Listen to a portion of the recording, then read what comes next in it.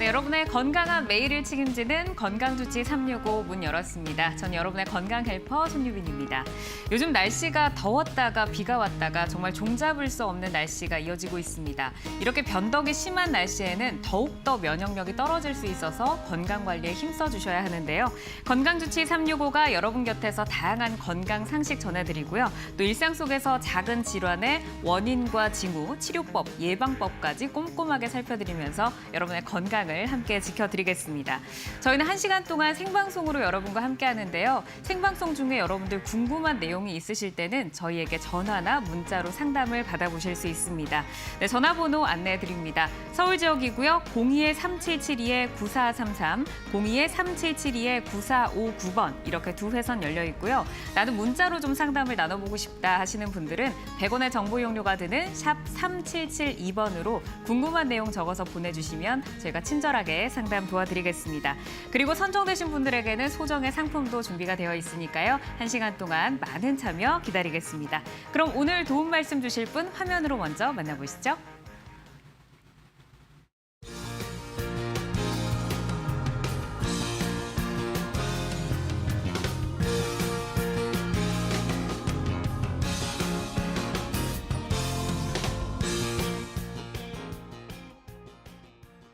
네, 일을 하고 있는 사람들의 이 사고와 질병을 이렇게 힘쓰고 관리하시는 김은경 센터장님 자리하셨습니다. 센터장님 안녕하세요. 안녕하세요. 네, 반갑습니다. 네. 저희 건강주치 365에 이렇게 처음으로 또 인사를 드리러 나오셨는데 소감할 말씀 들어볼까요? 우선 출연할 수 있는 기회를 주셔서 진심으로 감사를 드립니다.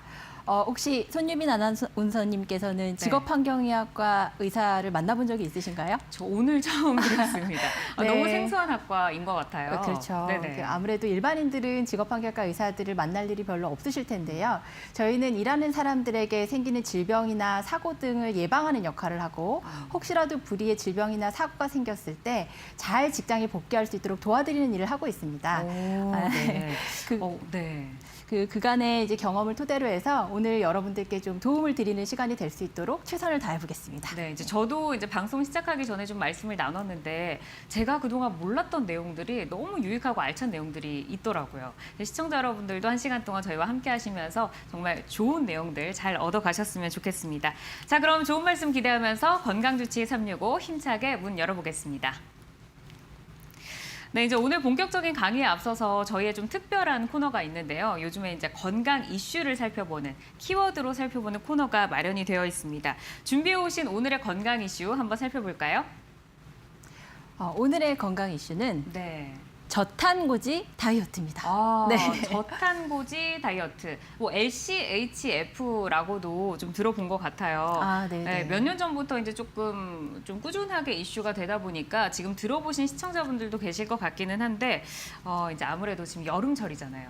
이제 점차적으로 다이어트가 필요한 시즌이 다가오고 있는데 한번 설명을 들어볼까요? 네, 우선 좀 질문을 먼저 드리고 싶은데 어떻게 체중 관리를 하고 계신가요? 굉장히 체중 관리는 날씬하신데. 24시간 동안 이제 머릿속으로 늘 하고 있고요.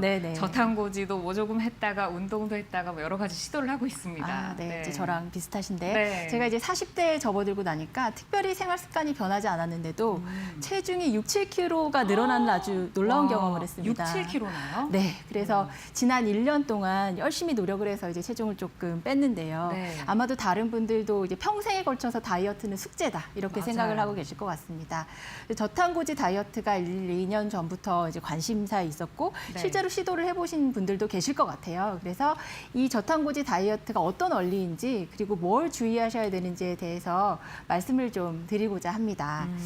우선 우리 몸은 에너지를 포도당을 사용을 하게 되는데요. 이제 탄수화물을 섭취를 하시게 되면은 그 탄수화물이 몸에서 포도당으로 분해가 되면서 에너지원으로 사용을 하게 됩니다. 그런데 이제 체내 인슐린이 이제 저항성이 있는 경우에 혈중에 있던 포도당이 에너지원으로 충분히 사용되지 못하고 지방으로 변해서 이제 살이 되는 그런 상황이 벌어지게 되는데 저탄고지 다이어트는 이 포도당을 혈중 포도당 수치를 낮추고 지방을 섭취해서 인위적으로 탄수화물 기근 상태를 만드는 겁니다. 그러면 이제 포도당이 부족하니 인슐린 저항성도 조금 호전이 되고요. 또 인슐린 저항성 호전이 되면은 섭취한 지방을 에너지원으로 사용하게 되면서 에너지원이 몸에 축적되어 있던 지방이 이제 분해되는 그런 상황이 생기니까 네. 체중이 빠진다 이렇게 되어 있습니다. 그러니까 지방이 들어와서 지방을 분해를 한다. 뭐 네. 이런 원리인 거죠. 그렇죠. 이제 불쏘시개처럼 이제 지방을 사용을 하는 건데 네. 대신에 이게 실제로 이제 체중 감량의 효과를 보신 분들이 많이 계시기는 하지만 주의하셔야 될 점들이 있습니다. 어떤 게 있을까요? 우선은 그 이제 인슐린 분비가 제대로 되지 않게 되면은 네. 근육이 빠지는 현상이 나타나거든요. 그 체중뿐만 아니라 네. 근육도 빠지는 이런 상황이 생길 수가 있고요. 그리고 또 우리의 뇌가 에너지원으로 포도당을 사용을 합니다. 그러니까 이제 수험생들이나 이런 분들이 나 단기간에 체중을 빼야지 이런 마음으로 만약에 저탄고지 다이어트를 하는 경우에 학습 능력이 저하되거나 이런 네. 영향들도 생길 수가 있어요. 그래서 매우 주의를 하셔야 되는 거죠. 매우 주의를. 네. 뭐 뭐든지 이제 과하면은 부작용이 또 있을 수도 있고 또 지금 방송을 보시는 또 학부모 분들도 계실 거 아니에요. 네. 뭐 이런 말이 있잖아요. 살은 대학 가서 빼라. 네. 네, 그래서 이제 고3 수험생분들은 이 저탄고지 다이어트 좀 과하면 또 좀 안 좋을 수도 있다라는 점을 그렇죠. 기억하면 될까요? 네, 그럼요. 그리고 저탄고지 다이어트를 함에 있어서 뭐야, 내가 지방을 충분히 먹어도 되니까 오늘부터 마음껏 튀김도 먹고 고기도 먹고 뭐 그래도 되는 거 아닌가? 탄수화물만 안 먹으면 안 되는 거 아니야? 이렇게 생각을 하실 수가 있는데요. 그렇지가 않습니다. 열량은 어차피 총 열량을 맞춰서 드셔야 되는 거기 때문에 지방으로 드신다고 그래도 이제 제한은 필요한 상황이 생기는 거거든요. 혹시 적정 열량 섭취하셔야 되는 양을 알고 계신가요? 뭐 이렇게 뭐 몸무게로 계산하고 해서 뭐 대충은 알고 있지만 그만큼 먹으면 찌더라고요. 네, 맞습니다. 네. 그 활동량에 따라서 필요한 에너지량이 좀 다른데요. 예를 들어서 일상적인 뭐 중등도의 활동을 하시는 분들 같은 경우에는 체중 곱하기 30, 뭐 이 정도를 하시면은 이게 적정 열량이 나와요. 네, 그리고 이제 머릿속으로 막 계산을 하고 계시죠. 지금 이제 계산하고 있습니다. 네. 그런데 이제 그만큼을 드시게 되면 이제 나의 체중을 유지하는 수준이 되는 거고요. 만약에 이제 그거보다 좀 적게 드시면 체중 감량을 위한 시도가 되겠죠. 이 부분이 이제 가장 좀 중요한 것 같네요. 네. 이제 방금 이제 센터장님께서 말씀을 해주신 저탄고지와 관련된 유익한 내용 그리고 조금 주의할 점 이런 것들 참고하셔서 다이어트 잘 실천을 해보시기 바라겠습니다. 추가로 하나를 더 네네. 설명을 드려도 될까요? 네. 일단은 이제 체성분과 또 이제 식생활을 관리를 하는 것은 건강 관리에 있어서 이제 기본기가 될 수 있겠습니다. 제가 환자분들께 드리는 말씀 중에 하나가 나는 세상에 하나뿐인 최고급 화초다. 뭐 이런 말씀을 드리는데요. 비싼 화초를 선물 받았다고 생각하시면 매일같이 닦고 가꾸고 그렇죠. 막 좋은 물도 주고 네. 그렇게 하시지 않을까 싶은데요. 그런 측면에서 식습관이나 운동 습관도 관리를 하시면 많은 도움이 될 것으로 생각이 됩니다. 네, 알겠습니다. 여기까지 말씀 잘 들었고요. 저희는 이제 질병으로 이동을 해보도록 하겠습니다.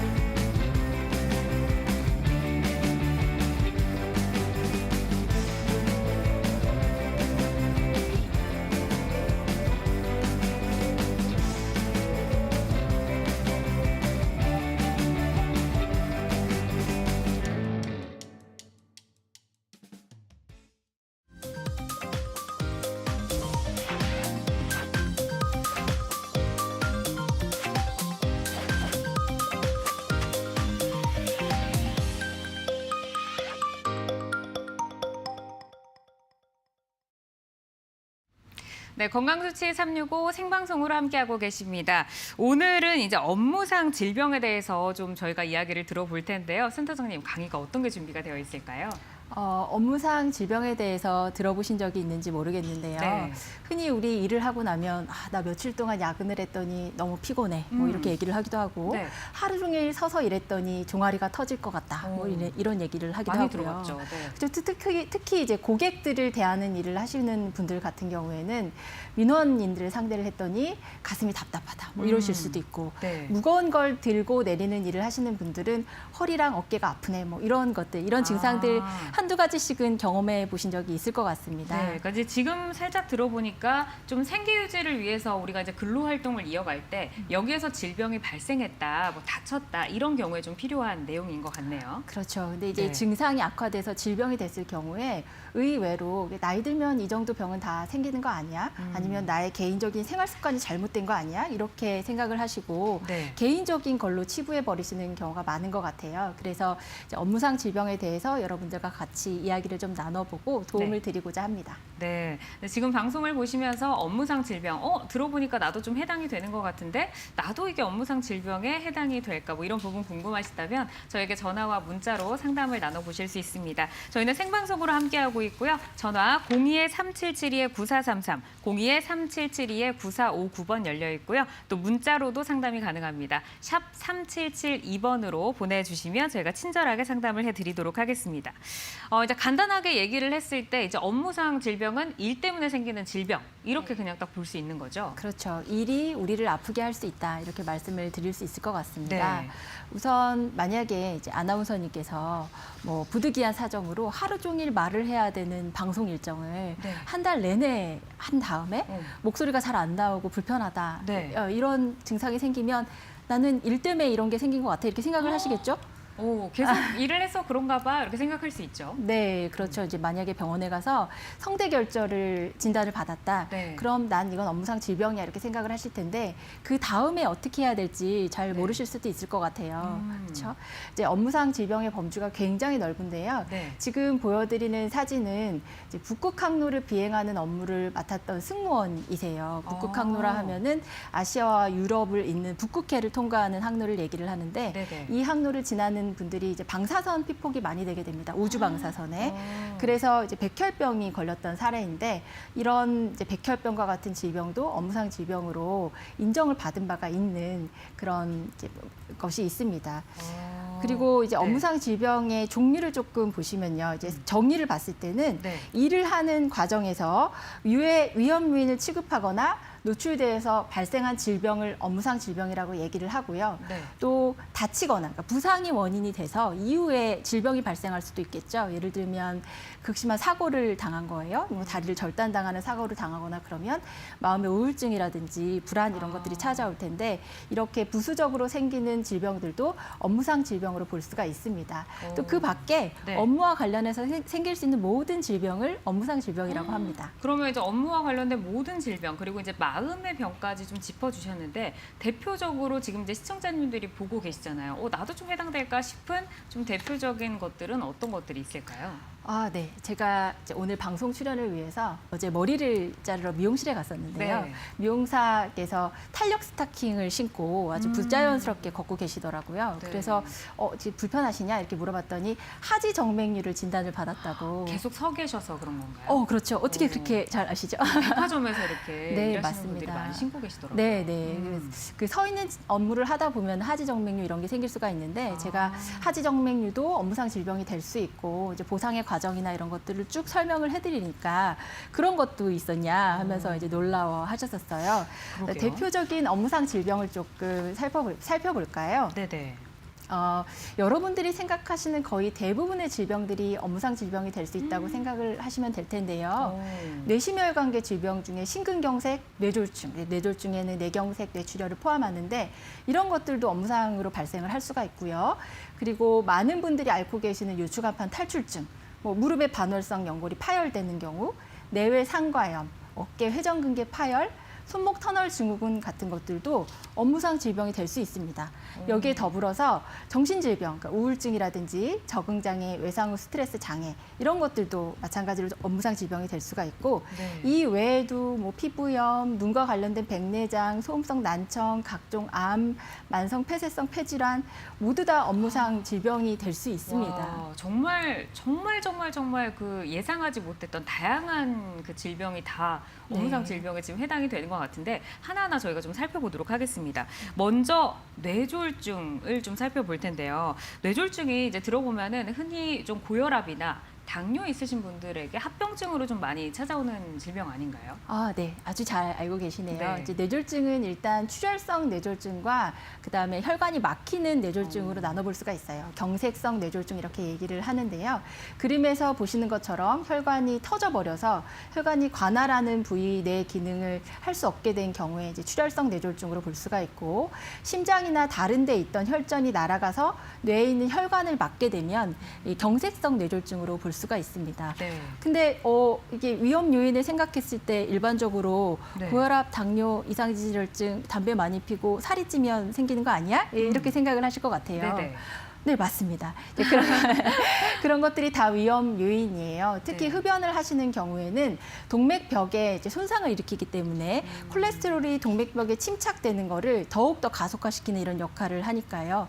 그리고 고혈압이나 이상지질혈증, 거기에 흡연까지 같이 있는 경우에는 심한 경우 10배 이상 혈관 질병의 와. 발병 위험을 높일 수가 있습니다. 네. 그런 근데 이제 네. 이 뇌졸중이 사실 뭐 소리 없는 살인자다 뭐 네. 이렇게 얘기를 하면서 이렇게 뭐 흡연하시고 뭐 이런 분들은 위험 요인이 뭐 10배까지 이렇게 노출이 된다라고 하셨지만 어떤 업무를 하시는 분들이 좀 이런 게 해당이 되는 거죠? 네, 이게 업무상 질병하고 어떻게 연관을 지을 수 있을까 이제 궁금하실 텐데요. 뭐 합병증도 있고 흡연도 있고 이러다 보니까. 네, 맞습니다.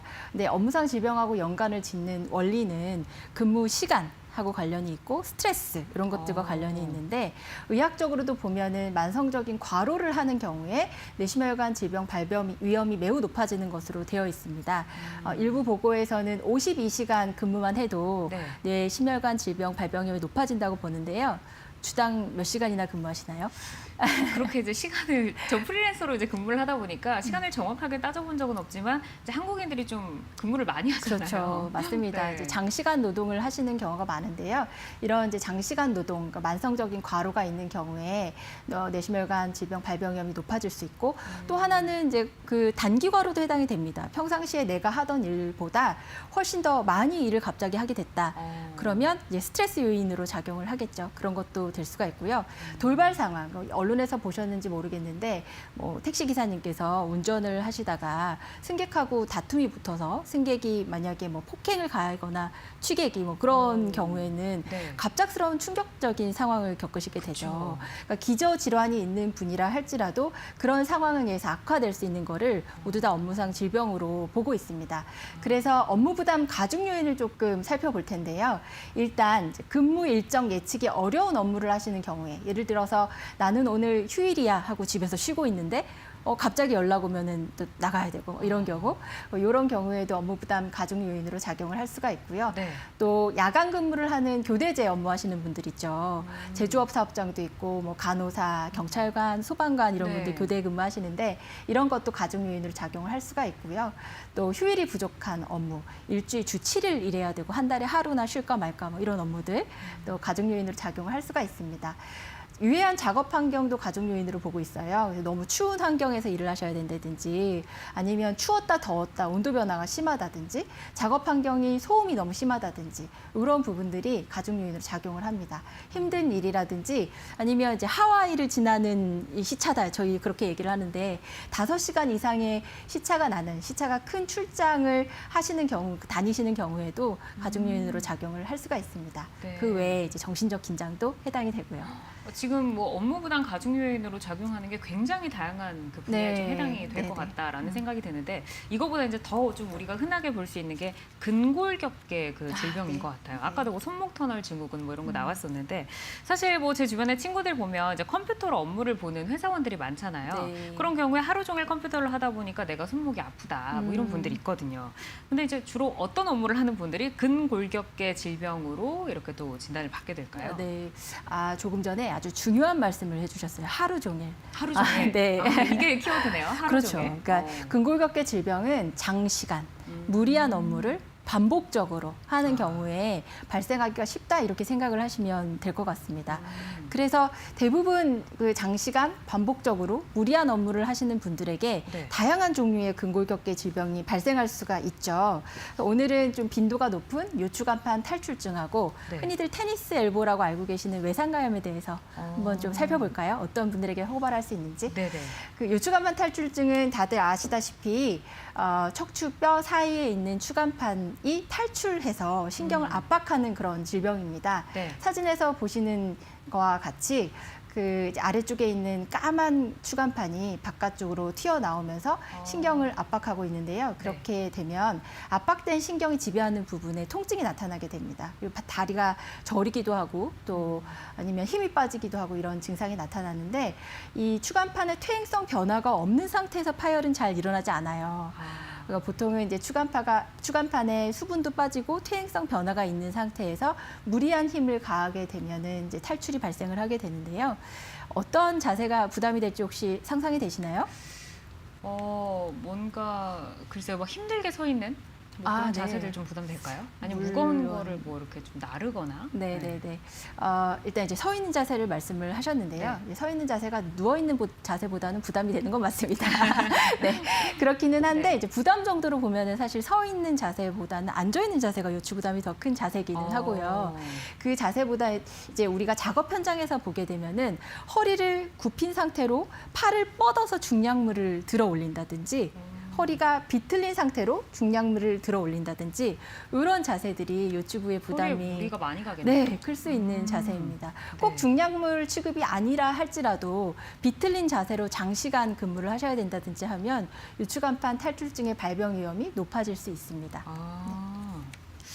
네, 그리고 이제 다음에 준비된 게 외상과염인가요? 네, 외상과염은 굉장히 흔한 질병이에요. 네. 테니스 엘보라고도 알려져 있는데요. 많이 들어봤습니다. 많이 들어보셨죠? 그래서 말 그대로 테니스 엘보는 외상가 부위, 팔의 바깥쪽 팔꿈치 부위에 통증이 생기는 걸 얘기를 하는데 손목을 들어 올리는 근육에 건해 손상이 발생하는 겁니다. 운동을 열심히 하시는 분들한테도 생길 수가 있고요. 그다음에 뭐 공구를 사용하시는 망치라든지 뭐 전동 공구를 사용하시는 목수 이런 분들한테도 호발할 수가 있고 네. 요리사에게도 굉장히 흔한 질병이에요. 가벼운 걸 들어도 반복 작업이 반복적으로 발생하죠. 하다 보면 근데 이제 생각보다 요리사가 업무 강도가 꽤 높습니다. 뭐 예를 들면 뭐 단단한 댁에서 요리 많이 안 하시는 합니다. 네, 후라이팬이 무겁더라고요. 네, 맞습니다. 그 웍이나 이런 것들이 무겁기도 하고, 그거보다 이제 단단한 식자재를 자르거나, 그다음에 점성이 있는 뭐 음식을 적거나 이런 것들. 이걸 또 하루 종일 반복적으로 오랫동안 지속을 하면 정말 무리가 갈 수밖에 없겠네요. 직업적으로 하시는 분들이기 때문에 그런 분들한테 외상과염이 호발할 수 있습니다. 그렇군요. 지금 이제 이렇게 다양한 그런 질병들을 좀 포괄적으로 포함을 하다 보니까 업무상 질병에 관련된 시청자분들의 상담이 많이 들어오고 있습니다. 잠시 동안 실시간 문자 상담을 나눠보도록 하겠습니다. 먼저 첫 번째 문자 저희 살펴볼까요? 2135번님께서 보내주신 문자인데요. 이분 같은 경우에는 이제 설렁탕집에서 2년가량 홀서빙 그리고 주방 보조 일을 하셨어요. 근데 언제부터인가 오른쪽 엄지손가락 쪽 손목 통증이 있어서 손목이 꺾일 때마다 깜짝 놀랄 정도로 아프고 무거운 물건을 들기가 어렵습니다. 뚝배기를 나르기가 어려워서 지난주부터 일을 못 나가고 있는데 병원에서는 건초염이다라고 진단을 받으셨다. 이것도 산재가 해당이 되나요? 라고 물어보셨네요.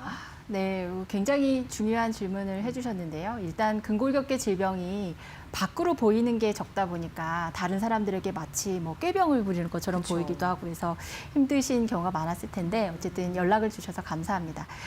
우선은 이제 그 손을 한번 뻗어서 엄지 손가락을 감싸 쥐어 보시겠어요? 네. 이렇게 한번 꺾어 보시면 어떠신가요? 아프세요? 네.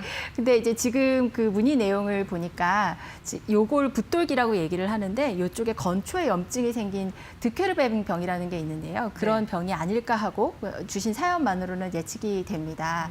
그래서 우선은 이 건초염이 발생할 수 있는 경우는 업무로 봤을 때 뚝배기를 취급하신다고 그랬잖아요. 네. 음식점에 갔을 때 무거운 뚝배기를 보면서 일하시는 분들 힘들겠다 이런 생각할 때가 많은데 뜨거운 뚝배기를 집게로 잡아서 옮기거나 반복적으로 작업을 하시는 게 부담 요인으로 작용하지 않았을까 싶은 생각이 듭니다. 실제로 이런 손목의 건초염에 대해서 산재 승인이 되는 경우가 많이 있습니다. 그래서 산재에 대해 신청해 보실 것을 권해드리고 싶고요. 근데 대신에 어떤 형태로 업무를 하셨는지는 잘 모르겠지만 혹시나 4대 보험 가입 안 된 상태에서 업무를 하신 경우에는 직업력이나 이런 것들을 이제 인정하는 확인을 하는 과정이 조금 복잡할 수가 있어서요. 그 부분에 대해서는 산재 신청 후에 근로복지공단 직원들과 좀 상의를 하시는 게 좋을 것 같습니다. 네. 이제 어쨌든 상해를 거치셔야 하기는 하지만 직업적인 요인으로 발생을 한 경우에는 산재가 해당이 될 수 있다. 네, 네, 맞습니다. 알겠습니다. 저는 이제 조금 아까부터 조금 놀랐던 게 그 정신적인 질병이 이제 좀 포함이 되어 있었잖아요. 근데 이제 대표적으로는 뭐 외상 후 스트레스 장애 뭐 이런 것들 조금 흔하게 들어봤는데 어떤 질병일까요? 외상 후 스트레스 장애에 대해서 우리나라에서 관심을 가지시게 된 계기는 네. 아무래도 대구 지하철 화재 사건이라든지 또 세월호 침몰 사건이라든지 이런 게 아닐까 싶은 생각이 듭니다. 외국에서는 19세기에 이제 수차례 발생했던 기차 사고가 있었어요. 사진을 한번 보여주시면은 지금 이제 왼쪽에 있는 사진 보이시나요? 네. 파리에서 있었던 사고인데요. 특급 열차가 역사로 들어오는데 시간이 늦어서 급하게 오다 보니까 거의 다 도착을 했는데 공기 브레이크가 제대로 작동을 안 했다고 합니다. 그래서 그대로 돌진을 한 거죠. 그래서 대합실을 30m 지나서 그다음에 이제 10m 아래 역사 광장까지 떨어지는 그런 사고였다고 하는데 네. 이 사고 외에도 여러 사고가 일어나면서 이 사고를 겪은 분들이 척추 통증을 호소를 했다고 합니다. 근데 의학적으로 봤을 때는 검사를 해도 아무런 이상이 나오지가 않는데 척추 통증을 호소하시는 거에 대해서 네. 눈에 보이지는 않지만 물리적 손상이다 이렇게 얘기를 하는 경우도 있었고요. 네. 아니다 이제 심리적 외상이 좀 작용을 해서 척추 통증이 발생한 거 아니냐 뭐 이런 얘기들도 있고 그랬습니다. 그 이후에 20세기에 대규모 전쟁을 겪고 하면서 외상 후 스트레스 장애에 대해서 관심이 굉장히 많아졌는데요. 네. 지금 이제 제가 말씀드린 거를 들으시면서 심각한 사고가 있으면 외상 후 스트레스 장애가 네. 발생할 수 있나 보다. 아무래도 이건 질문을 드리려고 그랬거든요. 그러시죠? 네, 그런 생각이 드시죠? 이게 생각하신 대로 이제 참혹한 현장을 목격하거나 내지는 내가 심한 사고를 당하거나 그러면 생명을 위협할 만한 사고를 당하거나 그러면 네. 당연히 이제 외상 후 스트레스 장애가 발생할 수 있습니다. 네. 굉장히 답답할 것 같아요. 검사를 했을 때는 이상이 없다. 네. 그런데 나는 지금 통증이 느껴진다. 이런 네. 경우에 네. 좀 답답하신 분들이 많으실 것 같은데 그러면 심각한 사건을 당했을 때, 목격했을 때, 마주했을 때 바로 이렇게 이어지는 건가요? 유병률이 어떻게 되나요? 그 외상 후 스트레스 증후군 같은 경우에 살면서 심각한 생명의 위협을 느끼는 외상, 심리적 외상을 경험하는 경우는 대략 한 50% 정도 된다고 합니다. 근데 이 심리적 외상을 겪었다고 그래서 모두 다 외상 후 스트레스 장애가 발생하는 것은 아닙니다. 여성으로 봤을 때는 한 30%, 네. 남성으로 봤을 때는 10% 정도가 외상 후 스트레스 증후군이 발병하는 것으로 되어 있는데요. 네. 여성이 조금 더 높네요. 그렇죠. 네. 근데 이제 산재에서 보면은 아무래도 이제 건설 현장이라든지 좀 그 외상이 발생할 수 있는 환경에 노출되는 거는 남자분들이 더 많은 터라 그렇죠. 실제 환자 수로 보면 산재에서는 남자분들이 조금 더 많게 이렇게 나타나고 있습니다. 네. 이제 외상 이후로는 이제 스트레스성 이렇게 정신 질환이 어떻게 조금 경과를 보이게 되나요? 외상 후 스트레스 증후군 이게 진단이 되기까지 예를 들어서 이제 우리가 심각한 사고를 당하거나 뭐 정신적인 충격을 받았다 그러면 당연히 힘들겠죠. 그렇죠. 마음도 많이 힘들고 우울하고 뭐 분노가 치밀 수도 있고요. 잠을 못 잘 수도 있고 네네. 이런 증상들이 나타날 텐데 일반적인 경우에라면 시간이 지나면서 이 증상이 점점 좋아져야 되겠죠. 네. 근데 이제 한 달 이상 지속될 때 외상 후 스트레스 증후군을 진단을 하게 되고요. 일반적으로 봤을 때 52주 가량이 되면 대부분의 환자들이 정신질병, 정신과 이제 증상들이 호전이 되게 돼요. 근데 그때까지도 이제 증상이 남아서 계속 치료를 요하는 경우가 있고 또 외상 후 스트레스 장애가 있는 경우에는 이것만 있는 게 아니라 잠을 못 자니까 알코올을 자꾸 드시게 된다든지 그러니까 술을 자꾸 드시게 된다든지 또 우울증이라든지 아니면 불안장애 이런 동반된 정신과 상병들을 앓게 되시는 경우가 꽤 많이 있습니다. 그래서 더욱 주의를 요하는 그런 질병입니다. 네. 근데 이제 또 보니까 뭐 일 때문에 암에 걸릴 수가 있다. 뭐 이 부분이 또 있는데 사실 이제 암이라고 하면은 인간이 아직까지는 조금 치료로 정복을 해내지 못했잖아요. 계속해서 우리와 좀 함께 살아가는 좀 그런 질환인데 듣기만 해도 조금 겁이 나잖아요. 사례와 함께 조금 들어볼까요? 암? 네, 네. 제가 오늘 굉장히 다양한 범주의 질병을 말씀을 드리는 것 같은데요. 그 중에서도 암은 아마도 이제 보시는 분들이 가장 두려워하는 그쵸. 질병 중 하나가 아닐까 싶은 생각이 듭니다. 사례를 오늘 좀 살펴볼 텐데 이제 첫 번째 사례는 폐암으로 인정받은 사례입니다. 이분은 그 디젤 차량 이제 배기가스 노출로 인한 폐암 이렇게 인정이 된 건데 환경미화원 업무를 하신 거예요. 이제 네. 쓰레기 상하차 업무도 하셨고 그다음에 이제 거리 청소 업무도 하셨고요. 네, 30년 이상의 해당 업무를 하셨는데요. 지금이야 이제 친환경 차량으로 많이 바뀌기도 했고 또 인식도 좀 달라졌지만 예전 같은 경우에는 이제 차량들이 대부분 디젤 차량이었고 그렇죠. 이제 환경이 더 좋지 않았던 터라 네. 장기간 업무를 하신 것에 대해서 산재로 승인받은 바가 있는 사례입니다. 또 다음 사례는 유방암인가요? 네, 유방암 사례에 대해서도 좀 살펴볼 텐데요. 여자분들은 아마 유방암 하면은 굉장히 두려운 마음을 그렇죠. 가지고 계실 것 네. 같아요. 그러니까 우선 말씀드릴 건 유방암은 생각보다 예후가 굉장히 좋은 암입니다. 조기 발견만 되면 네. 갑상선암 다음으로 예후가 좋은 암이니까 조기 검진을 통해서 잘 관리하시는 게 중요할 텐데 이 유방암도 업무상 질병이 될 수가 있습니다. 유방암도요? 네네. 혹시 그 안젤리나 졸리가 네. 예방적으로 유방 절제술한 거 알고 계세요? 굉장히 화제가 됐었죠. 네, 맞습니다. 이제 안젤리나 졸리 같은 경우에는 유방암이 호발할 수 있는 유전자를 가지고 있어요. 브라카라는 이제 유전자를 가지고 있어서 네. 나는 그냥 두면 이 암이 발생을 할 거야. 그래서 예방적 절제를 한 케이스였는데요. 유방암은 사실 유전적 요인이 굉장히 영향을 많이 미치는 암종 중에 하나예요. 네. 그런데 이제 업무상으로 인해서 뭐 발병을 더 유발할 수 있는, 촉발할 수 있는 그런 요인이 있습니다. 혹시 어떤 예측이 거죠? 되시는 게 있을까요? 뭔가 여성 호르몬을 건드리거나 아니면 뭐 이렇게 가슴이 좀 압박을 받는다거나 뭐 그런 상황일까요? 아, 네. 이제 뭐 비슷하게 맞추셨어요. 네. 궁금합니다. 근데 일단 개인적 요인으로 네. 보면은 이제 비만이라든지 비만. 네. 이제 출산을 하지 않은 분들 네. 이런 경우에 이제 업무하고 이렇게 또 연관이 될 수가 있나요? 네. 이게 이제 그런 경우 유방암 발병 위험이 높아질 수가 있는데 네. 이제 더불어서 교대 근무를 하는 경우에요. 교대 근무자들이 유방암 발병 위험이 높아지는 것으로 되어 있습니다.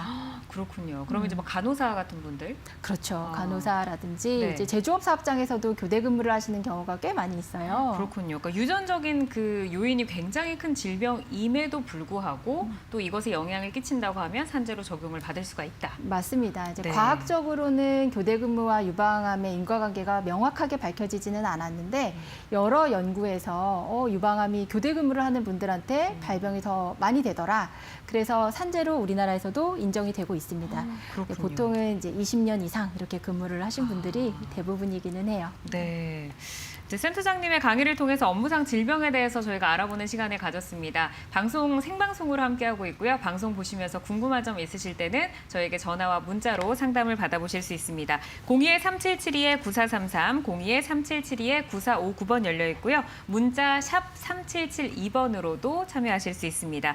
본 방송은 건강상식에 도움을 드리는 프로그램입니다. 방송 중 알려드리는 정보만을 믿고 치료 결정을 내리지 말아야 하며 전문의와의 충분한 상담을 통해서 치료 방향을 결정하셔야 한다는 점 꼭 유의해 주시기 바랍니다. 네, 이어서 이제 저희가 이제 어떻게 조금 이렇게 치료를 해볼 수 있을까 이제 치료 방법을 좀 살펴보도록 하겠습니다. 첫 번째 저희가 다루었던 그 뇌졸중부터 조금 살펴볼게요. 어떻게 예방을 해 나갈 수 있을까요? 네, 이제 모든 질병은 사실 생기기 전에 예방을 하는 게 그렇죠. 가장 중요하겠죠. 네. 아까 업무상 스트레스라든지 여러 가지 가중 요인들이 뇌심혈관계 질병을 발생시킬 수 있다고 촉발할 수 있다고 말씀을 드렸는데 네. 그러면 마음 같아서는 이제 일을 관두고 좀 집에서 편하게 쉬면서 지냈으면 참 좋겠으나 네, 그렇죠. 현실은 그렇지가 않잖아요. 네. 일단은 올 7월부터 50인 미만 사업장까지 주 52시간이 적용이 된다 그러니까 장시간 노동에 대해서는 우리나라에서도 여건이 좀 나아질까요? 네, 이제 그런 부분들을 좀 고려를 할 수가 있을 것 같고 네. 그거 외에는 여러분들이 알고 계시는 것처럼 생활 습관 관리가 굉장히 중요합니다.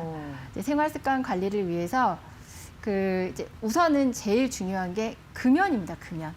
네, 금연을 하시게 되면 1년 이내에 관상동맥 질병 발병 가능성을 50% 이상 낮출 수가 있어요. 지금 당장 금연하셔야겠네요. 그렇죠. 네. 이제 금연은 아무래도 담배가 중독성이 있다 보니까 혼자 하기 어려우신 경우가 꽤 있을 텐데요. 안 피워보신 분들은 모르실 거예요. 네. 근데 도움을 좀 받아야 되나요? 그렇죠. 도움을 좀 받으셔서 병원에 가면은 금연약을 처방을 해드리기도 하거든요. 네, 그래서 그렇게 도움을 받아서 금연을 꼭 시도해 보실 것을 권해드리고요. 두 번째는 바람직한 식습관 관리죠. 서두에 저탄고지 다이어트에 대해서도 말씀을 드렸는데 식습관 관리는 굉장히 중요합니다. 이제 일단 오늘 내가 먹은 음식이 10년 후에 나의 건강을 결정한다. 이렇게 생각을 하셔도 좋을 것 같아요. 5대 영양소 골고루 드시면서 적정 열량 잘 계산해서 생각해 보면은 계산을 해 보면은 생각보다 내가 굉장히 많은 열량을 먹고 있는 경우가 있거든요. 네. 제가 다이어트 하면서 깨달았는데요. 그래서 실제 드시고 계신 거를 이렇게 이제 기록도 해보시면서 관리를 좀 해보시면 좋겠다 싶은 생각이 들고요. 네. 마지막으로는 운동입니다. 네, 운동 좋아하시나요? 저 좋아합니다. 아, 네. 혹시 무슨 운동 하시는지 여쭤봐도 될까요? 뭐 여러 가지 하는데요. 뭐 헬스, 필라테스, 걷기, 또 생활 속에서 숨쉬기 뭐 이런 것들 역시 하고 있습니다. 그래서 이렇게 관리를 잘 하고 계시는 게 아닌가 싶은 생각이 드는데 운동을 규칙적으로 하시는 거는 일단 이제 신체적인 건강에도 도움이 될 뿐만 아니라 정신적 건강에도 굉장히 도움이 됩니다. 그래서 규칙적인 운동을 권해드리고 싶고요. 적어도 일주일에 한 3번 정도씩은 운동으로 관리를 하시는 게 좋을 것 같습니다. 네. 이제 지금 이제 자료화면 잠깐 떴는데 이제 근골격계 질환이 있으신 분들에게 좀 해당하는 자료인 것 같아요. 근데 근골격계 질환이라고 하면 이 질병이 생활 속에서 가장 좀 불편함을 갖고 있는 거잖아요. 그렇죠? 그렇죠. 이분들 어떻게 좀 관리해야 될까요? 네, 근골격계 질병 역시 예방을 하는 것이 굉장히 중요합니다. 예방 방법에 대해서 알려드릴 텐데요. 굉장히 당연한 얘기처럼 들릴 수도 있지만 관리 그렇게 못 하시는 경우가 많거든요. 예를 들면은 물건을 들 때는 몸에 반드시 바짝 붙여서 들어 올리셔야 돼요. 물건을 붙여서. 네, 몸에 바짝 붙여서 제가 아까도 말씀을 드렸지만 허리를 굽혀서 팔을 뻗어 들어 올리는 자세는 요추 부위에 굉장히 부담이 가는 자세입니다. 그래서 그림에서 보시는 것과 같이 무릎을 쪼그리고 앉아서 중량물을 몸에 붙여서 가급적이면 손잡이가 있는 함을 이용해서 들어 올리시는 게 굉장히 중요하고요. 또 스트레칭과 근력 운동을 통해서 근골격계 질병이 생기지 않게 관리하시는 게 또 중요하겠고 무거운 건 나누어서 드셔야 됩니다. 힘 자랑을 절대로 하시면 안 됩니다. 그리고 지금 이제 우리 아나운서님께서도 굉장히 꼿꼿하게 잘 앉아 계시는데요. 사실 척추 기립근이나 근육이 좋지 않으면 꼿꼿하게 앉아 있는 것도 힘들거든요. 바른 자세 유지하시는 게 또 되게 중요하겠고요. 또 그거 외에도 정적인 자세를 장시간 취하는 거는 근긴장을 유발할 수 있으니까 중간중간 이제 움직여 주셔야 되겠죠. 그렇게 좀 관리를 하시면 좋겠습니다. 좀 당연한 것 같지만 사실 이걸 일상 속에서 실천한다는 게 참 쉽지는 않은 일인 것 같아요. 근데 이제 외상후 스트레스 장애 같은 경우는 이제 좀 정신적인 질병에 해당을 하잖아요. 지금까지는 뭐 근육이라던가 뭐 이런 부분에 해당하는데 이 정신과적인 질병은 아무래도 조금 문턱이 높다 보니까 찾아가서 치료를 받는다는데 좀 적극적이지 못한 것 같습니다. 외상후 스트레스 장애는 어떻게 좀 예방을 하고 좀 관리를 해보면 도움이 될까요? 모든 정신과 질병에 있어서 정확한 진단과 치료가 굉장히 중요합니다. 말씀하신 대로 정신과에 대한 이제 편견 때문에 병원에 안 가시는 분들이 많은데요. 정신건강의학과에서 진료를 받으시면은 여러 가지 치료 방법을 통해서 약물뿐만 아니라 뭐 인지행동 치료라든지 이런 것들을 통해서 많은 도움을 받으실 수가 있어요. 그래서 우선은 정신과 전문의에게 정확한 진단과 치료를 받으실 거를 꼭 권해드리고 싶고요. 그 외에 이제 그러면 나 혼자 관리할 수 있는 건 뭐가 있을까 좀 궁금하실 텐데요. 그 부분에 대해서 조금 말씀을 드릴까요? 혹시 명상해 보신 적 있으신가요? 명상 멍 때리기랑 비슷한 건가요? 네, 그렇죠. 멍 때리기. 멍 때리고 잘 있습니다. 비슷하죠. 그 명상이 실제 이제 의학적으로도 효과가 있는 것으로 알려져 있어요. 그래서 심호흡을 하시는 게 굉장히 도움이 됩니다. 1회 하실 때 천천히 코로 들이신 다음에 멈추고 다시 입으로 천천히 내쉬고 이렇게 하시는 거를 한 번 할 때 한 5분씩. 5분씩? 네, 한 5분여 정도씩 하루에 4, 5회 정도 하시면은 많은 도움이 될 수가 있고요. 두 번째 보여드리는 것은 이제 점진적 근육 이완이라는 건데 이 명상이라든지 점진적 근육 이완 모두 자율신경계를 안정시키고 몸에서 분비되는 여러 가지 스트레스 호르몬 등을 낮추는 역할을 할 수가 있어요. 그래서 점진적 근육 이완의 이제 순서가 딱 적혀 있는데요. 오른쪽 팔부터 시작을 해서 이게 이제 움직이지 않고 근육에 힘을 줬다가 빼는 거예요. 하실 수 있을까요? 움직이지 않고 편안한 자세에서 네. 정적인 자세에서 근육에 힘을 딱 줬다가 코어에 이렇게 힘 줬다가 약간 빼는 팔에. 그런 느낌인가요? 네, 이제 코어 이제 몸통을 가만히 있고 이제 순서대로 하시는 힘만 건데요. 줬다가 빼는. 네, 그렇죠. 오른쪽 팔, 뭐 왼쪽 팔 이런 네. 순서로 해서 힘을 줬다가 빼는 이런 이제 운동 같은 경우에도 상당히 많이 도움이 될 수가 있습니다. 점진적 이완 이렇게 얘기를 네. 하는. 이것도 뭐 한 5분 정도 하면 좋을까요? 네, 네. 그렇게 하시면 네, 되겠습니다. 알겠습니다. 이제 좀 호흡하면서 명상을 하시고 또 힘을 줬다가 빼는 점진적 근육 이완까지 설명을 해주셨습니다. 그리고 이제 앞서서 가장 좀 우리가 겁내했던 그 유해한 환경에 노출이 됐을 때 암까지 발생할 수 있다라고 하셨는데 암이라고 하는 경우에도 뭐 예방법을 우리가 좀 관리할 수 있는 게 있을까요? 암을 유발하는 직업적 요인 같은 경우에는 무조건 피하고 대체하고 이렇게 하시는 게 피하고 가장 대체하고 좋겠죠. 예를 들면 교대 근무를 하지 않으면 더 좋을 거고, 네. 또 화학물질을 취급 안 하면 더 좋을 거고. 그렇지만 직업적으로 어쩔 수 없이 화학물질을 취급하거나 교대 근무를 해야 되는 경우도 있겠죠. 그렇죠. 그런 분들이 계시지 않으면 우리 사회가 유지가 안 되니까요. 그러니까요. 그렇죠? 그래서 그런 경우에는 일단 화학물질을 취급하시는 경우에는 보호구 착용을 잘 하시는 게 굉장히 중요합니다. 예를 들어서 유기용제, 발암물질들이 있는데요. 발암물질을 취급하시는 경우에는 적정 보호구 착용을 열심히 하셔야 되고요. 그리고 어쩔 수 없이 교대 근무를 해야 된다든지 외기에서 뭐 미세먼지 이거 많이 들이마시면서 일을 하셔야 된다든지 그런 경우에는 정기적인 건강검진, 우리나라가 굉장히 의료 시스템이 좋아서 조기 발견만 하면은 치료될 가능성이 높거든요. 그러니까 정기적인 건강 검진을 하신다든지 이런 부분이 아주 중요합니다. 네, 결국에는 좀 보호구 착용을 잘하고 건강을 계속해서 좀 검진을 하면 좋다라고 말씀을 해주셨습니다. 네, 생방송으로 함께하고 있습니다. 업무상 질병에 대해서 저희가 살펴보고 있는데요. 지금 이제 방송을 보시면서 통증이 느껴지거나 아니면 내가 질병이 있는데 혹시 내 업무와 연관이 될까? 이게 산재에 해당이 될까? 이런 부분 궁금하시다면 저희에게 전화와 문자를 통해서 상담을 받아보실 수 있습니다. 서울 지역 02-3772-9433, 02-3772-9459번 전화 활짝 열려 있고요. 100원의 정보 이용료가 드는 샵 3772번으로 문자 보내주셔도 좋습니다. 저희는 이제 강의를 조금 더 살펴보도록 하겠습니다. 예방법을 이렇게 짚어주셨지만 사실 내가 예방을 하려고 아무리 노력했어도 그 질병에 걸리게 된다면 이제 그때부터 조금 당황하고 좀 놀라실 수가 있을 텐데 업무상 질병이 생겼다. 어떻게 좀 도움을 받아봐야 될까요? 네. 혹시 아나운서님께서 산재보험에 대해서 얘기 들어보신 적 있으세요? 저 아까 이제 처음 들었습니다. 사실 이제 산재보험이라고 하는 명칭은 굉장히 많이 들어봤지만 그게 저한테도 해당이 될 수가 있고 뭐 이런 거는 정말 생각을 해본 적이 없었거든요. 네. 그 공적인 보험 가운데 산재보험이 어떻게 보면 가장 먼저 우리나라에서 자리 잡은 보험입니다. 그러니까 일하시는 분들이 병이 생기거나 사고가 발생했을 때 생계를 유지할 수 있게 도와드리는 거거든요. 네. 그러니까 일단 내가 일 때문에 질병이 발생한 것 같다 이런 생각이 드신다면 해당 과 전문의를 찾아가서 진료를 받으시는 게 우선이겠죠. 그렇죠. 질병을 진단을 받으셔야 되기 때문에 진료를 받으시고 이 일이 이 질병이 업무와 관련되는 건가 이거를 좀 알고 싶으시다면 인근의 대학병원이나 근로복지공단 병원의 직업환경의학과 외래를 찾아가셔서 진료를 받아보시면은 업무 관련성에 대해서 이야기를 좀 들으실 수 있을 거예요. 네. 그리고 나서 이거 업무상 질병일 가능성이 높습니다. 이런 결론이 나면 이제 산재 신청을 하시면 되는데요. 이 절차 혹시 복잡한 거 아니야? 이렇게 생각하실 수 있을 것 같아요. 복잡할 것 같이 느껴져요. 네. 근데 생각보다 복잡하지 않습니다. 일단 치료를 받으시는 병원에 원무과나 이런 데서 이제 도움을 받아서 대행으로 산재 신청을 할 수도 있고요.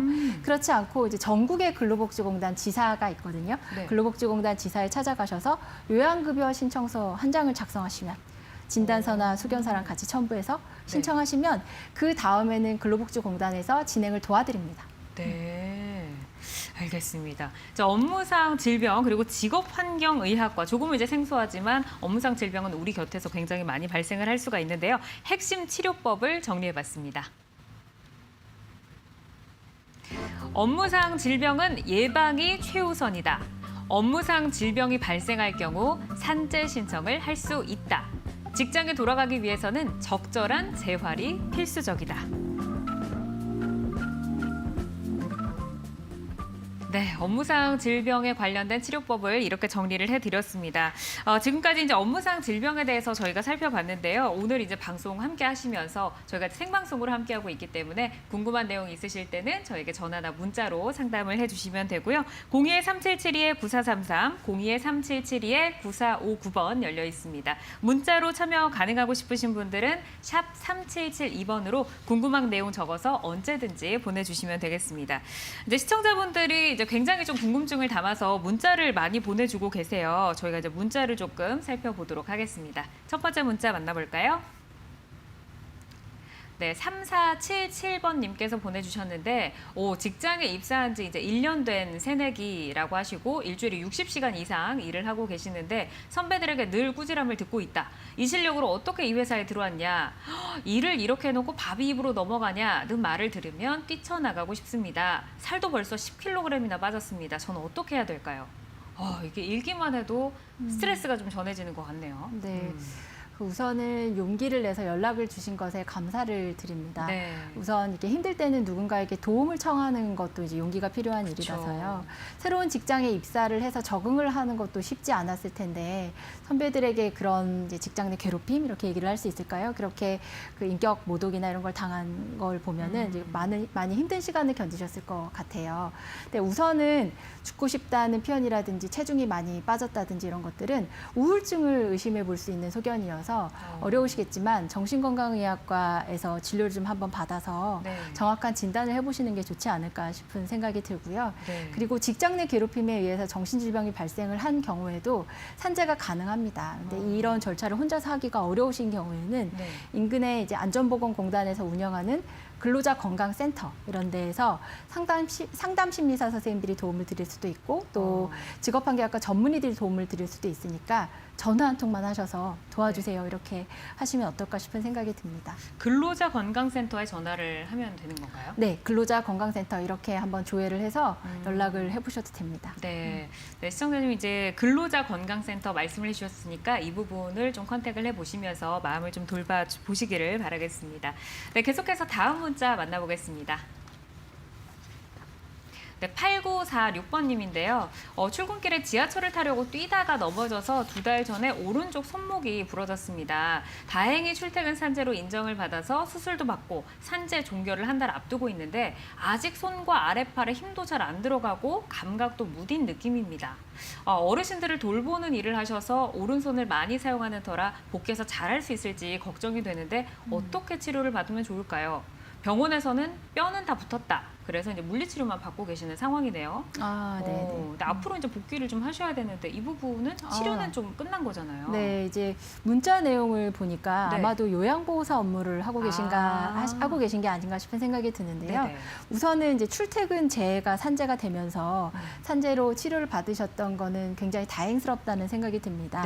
그런데 그 뼈만 붙었다고 그래서 이전에 할 수 있는 일을 그대로 할 수 있는 게 아니거든요. 적정한 재활이 필요한데 아무래도 이제 일반적인 물리치료만으로는 회복의 속도가 더딜 수 있기 때문에 근로복지공단 병원에서 산재 환자분들의 복귀를 도와드리는 뭐 집중 재활 치료 이런 것들이 이루어지고 있어서요.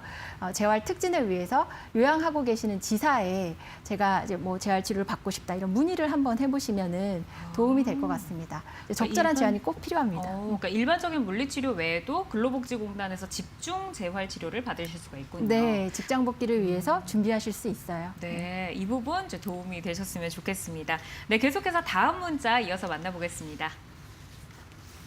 네, 1863번님께서 보내주셨는데 이분은 작은 수타 중국집을 운영을 하고 있습니다. 종업원 한 명 있고 아내와 함께 일을 하는데 오랜 기간 이제 수타면을 제조를 하다 보니까 양쪽 어깨에 통증이 있어서 잠을 주무시기도 어렵고 팔이 또 올라가는 것도 이전만큼 되지 않습니다.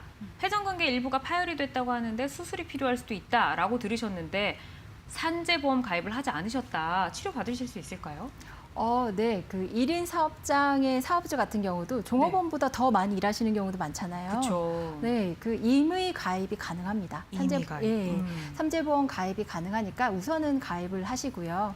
또 그 다음에 이제 질병에 대해서 평가를 받고 보상을 받으실 수 있는지에 대해서는 진행을 해보시는 게 좋을 것 같습니다. 아, 그러니까 아직 뭐 가입하지 않으셨어도 치료 받으시면서 이미 가입하시면 되는 거네요? 네, 일단 가입을 하시고 먼저 가입하시고. 네, 가입을 하시고 치료에 대해서 도움을 받으시면 좋을 것 같습니다. 네, 알겠습니다. 네, 이제 건강주치의 365 오늘은 이제 업무상 질병에 대해서 저희가 이야기를 좀 전해드렸습니다. 지금까지 김은경 센터장님과 함께했고요. 시청자님들을 위해서 끝으로 좀 당부 말씀 있으실까요? 제가 종종 환자분들께 10년 후에 나의 건강은 오늘 내가 결정한다 이런 말씀을 드리는데요. 네. 앞서서 말씀드렸던 좋은 습관과 또 좋은 마음가짐 이런 네. 것들로 10년 후의 건강을 잘 선택하셨으면 좋겠습니다. 네, 사실 뭐 일을 하다 보면 예기치 않게 찾아올 수 있는 게 바로 업무상 질병입니다. 미리 예방을 하고 알아둬야지 또 적절하게 대처를 하실 수가 있을 텐데요. 오늘 말씀 좀 귀 담아 들으시고 좀 도움이 되셨으면 좋겠습니다. 오늘 좋은 말씀 감사합니다. 감사합니다. 네, 본 방송은 건강상식에 도움을 드리는 프로그램입니다. 방송 중에 알려드리는 정보만을 믿고 치료 결정을 내리지 말아야 하며 전문의와의 충분한 상담을 통해 치료 방향을 결정하셔야 한다는 점 꼭 기억해 주시기 바라겠습니다. 저희는 다음 시간에 찾아오겠습니다. 고맙습니다.